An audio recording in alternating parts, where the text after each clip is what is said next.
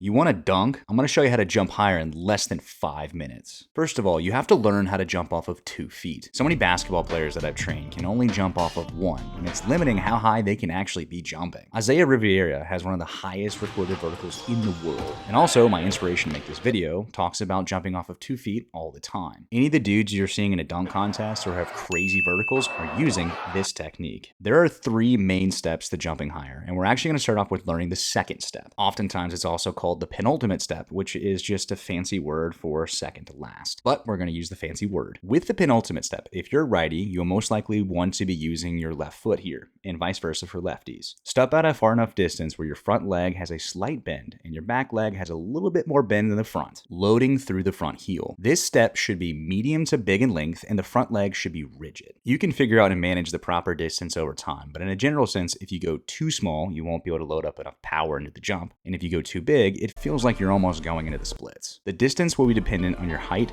and leg length. Over time and later on with more speed, you'll actually be able to increase the distance of this step, which will give you the opportunity to load more force into the jump. Practice this movement several times, all while adding in this arm motion as well. With your feet square, bring your arms out in front into a V shape. When you take the penultimate step, load and swing your arms back in a sweeping motion. This will be incredibly important later on. Correctly timing and snapping your arms back in a jump can almost instantaneously increase your vertical. Once you've mastered this step, it's time to go on the next one, which is oftentimes called the block foot. After you hit your penultimate step, loading up the front leg with as much force as you can, you will need to snap and punch your front leg forward quickly, directly next to or slightly in front of the left foot. During this block step, your arms should aggressively swing forward, carrying all the momentum and energy you've created up. You want the block foot to stay low to the ground during this final step, almost like you're trying to squeak your shoe on the floor.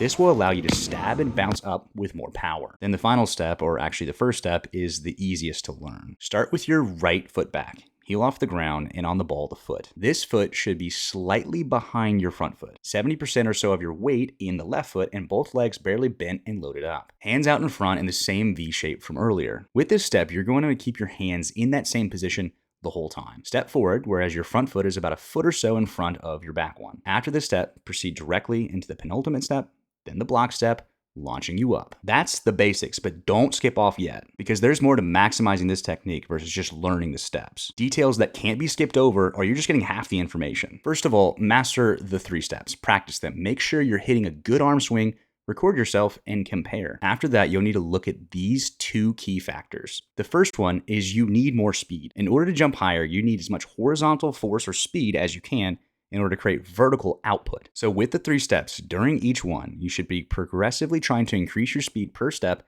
and accelerate the entire time. Put in a basic sense, step 1 should be fast. Step 2 should be faster, and step 3 should be as fast as you possibly can. So think fast, faster, fastest. If you want to maximize this whole concept, you need to be aggressive and well-timed. You can't be explosive without speed. Then after that, you can start scooting back and adding in 1 step at a time, where you're able to run into that 3-step approach concept. Running with more speed will create more momentum and power for you to jump higher. If you're someone who's tried to jump really high off a run-up or attempt to dunk and you stutter step, you know all too well that you don't jump as high. That's because within the stutter step, you're slowing down, which will reduce your speed into the jump and automatically reduce how high you can go. Then the final key lies within the penultimate step in the block step. In a perfect setup or jump, you will want your legs to hit about a 90-degree angle. If you want to jump higher, you have to get low to load up your legs, creating a spring to launch off of. But there's a fine line between going too low, which will wreck your speed, and not going low enough, which reduces your power or ability to load more force into your legs. Don't get too confused here. This is a 90-degree angle when talking about the legs overall, because my knee is tracking forward, creating a 90-degree angle in relation to my shin and thigh. You will see this angle with anyone that can jump high. That's it.